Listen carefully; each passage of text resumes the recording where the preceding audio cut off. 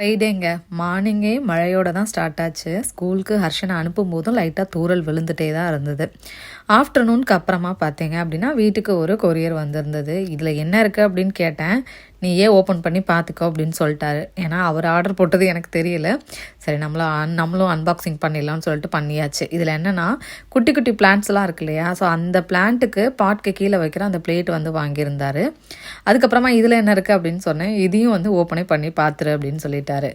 Open பண்ணோடனே எனக்கு ஒரு பிக் சர்ப்ரைஸ் என்னென்னா, அந்த பிளான்ட்டுக்கெல்லாம் வந்துட்டு க்ரோவிங் லைட் வந்து போட்டிருந்தாரு.